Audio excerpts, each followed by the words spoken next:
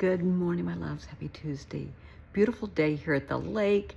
It's warming up. I think today's high is 105, which that's the norm around here. It's not in the 90s. It's 105, 106, 109. That's the norm. So, the question du jour. And I want you to give this some thought.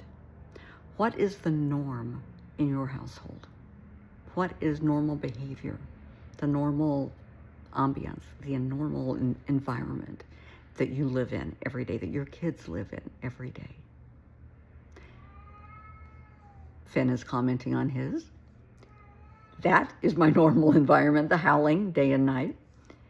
So what was the normal environment when you were growing up? What did you experience every day? Was it relatively quiet and reserved? Was it loud and gregarious? Was there screaming and yelling and fighting? Was there violence? Were there addictions, alcoholism, drug addiction? What was the norm? Let's go back a generation. When you talk to your parents, because most parents talk about how they were raised, I know I do. What was their norm? What was life like for them when they were growing up? Was it hard? Was it a piece of cake? Was it quiet? Was it reserved? Was it loud? Were they raised with corporal punishment, with being spanked or hit? Or were they given the cold shoulder and just given the mom look and they knew they had to be quiet? What was their norm? And I want you to compare that lifestyle, that norm, to the norm you grew up in, to the norm you have in your home today. Do you see a thread, a common thread? Do you see, some families are just loud people, but some families are loud and violent people. So I'm not talking about the loud families that are just loud and gregarious and they laugh and they love. No, I'm talking about the loud families of the yelling and the screaming and the violence and the threats. Was that in your grandparents' home? Your parents' home, your home today?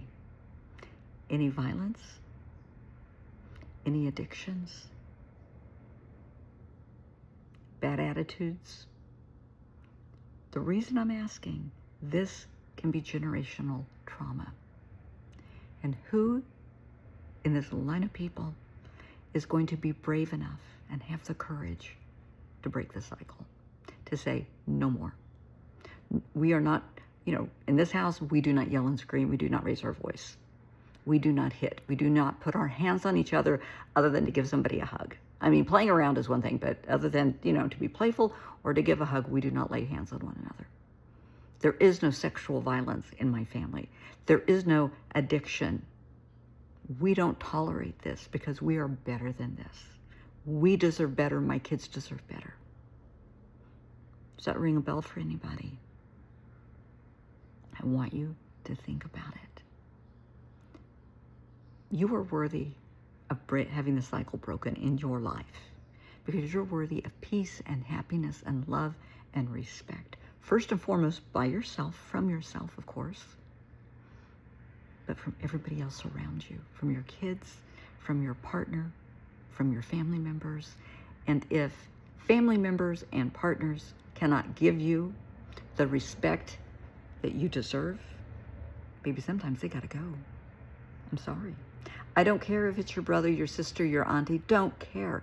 If they cannot respect you and treat you and speak to you with respect, I don't care if it's your life partner and they are gorgeous and they are rich and charming, or I don't care. If they don't treat you with respect, they are not worthy of you. If they do not treat your children with respect, they are not worthy of you. If they do not treat your home with respect, they are not worthy of you. Hell, if they don't treat your pets with respect, they are not worthy of being in your presence. No. Because you are worthy of respect and dignity and kindness and compassion and love from yourself and everybody around you. And I want you to think about this. We teach people how to treat us, right?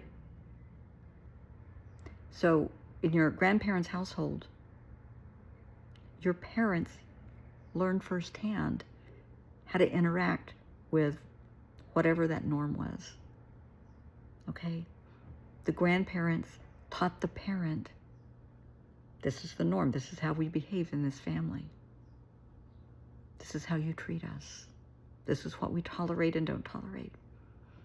In turn, your parents raising you, same thing. You knew what was tolerated in your household. You knew what was not tolerated. That became your norm. Look at your household today. What is your norm?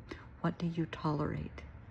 Do you tolerate disrespect from your partner, your spouse, from your kids? Because you're teaching them how to treat you. From the time they're little itty bitty kids, you're teaching them. A lot of families think it's funny, cute, to have little ones, and I mean 3, 4 years old, swearing like sailors. It takes, I'm watching what I say here. It takes more control and discipline and more thought, not to swear and use the easy words, to think about what you want to say to get your message across without using bad language. And when you speak to somebody and it's a heated moment and you're trying to convey your thoughts, throwing out swear words, that's filler. It doesn't mean anything. It's just bullshit. It means nothing. If you use words that have an impact, they're going to perk up their ears and they're going to listen. It's not filler. There's intent. Teach your children to use words, not swear words. And it may be funny, you know, when you see a 3-year-old do it. It was definitely not tolerated in my household. I didn't find it funny then. I don't find it funny now. I do have a potty mouth sometimes. I mean, my friends will tell you, you know, I can throw a few F-bombs around, but it's generally in jest. When I am upset with someone, I am very articulate. I choose my words very carefully. And the words I use have impact. And if I'm disagreeing with someone, I speak in a soft tone. I speak very deliberate. And they know I'm serious. I don't do the snapping and the clapping and the hand waving. No. That's filler. That's nothing. That's just, in my opinion, saying I don't have the brain power to actually speak, so I'm just going to snap, clap, wave my arms around, and throw swear words. No. Speak with intent. Teach your kids to speak with intent.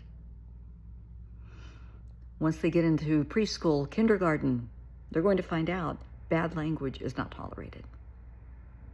Once they get a little bit older, they may have classmates that, you know, they want to go over and hang out with them after school or go to a party or go have pizza or whatever, and that family, they don't swear. And I would hate to see your child embarrassed or taken home because they don't know how to behave. Teach your kids manners, etiquette, social graces, how to speak. Break the cycle because you're worthy. They're worthy. We're all worthy of love, respect, dignity, integrity, truthfulness, honesty, having strong, healthy personal and professional boundaries. We are all worthy of that.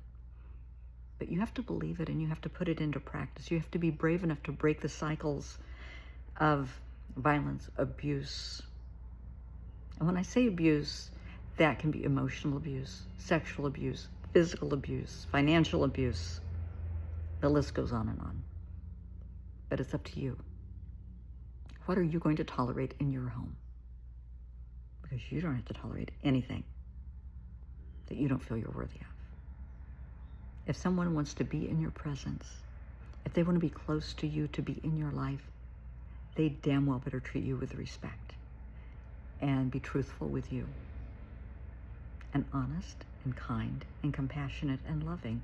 Otherwise, they can hit the road, because you deserve the best. And I don't want you to ever doubt that. Teach that to your kids. Never tolerate disrespect. You have to get violent. That's stupid. Just say, I don't tolerate this. This is not tolerated in my home. This isn't tolerated in my presence. I don't tolerate that kind of language. I don't tolerate that attitude. If you want to talk to me, you can speak to me in a civil tone, using actual words instead of attitude and swear words. You're worthy. Break the cycle. Let the norm in your house be one that is safe and nurturing and loving, because you're worthy.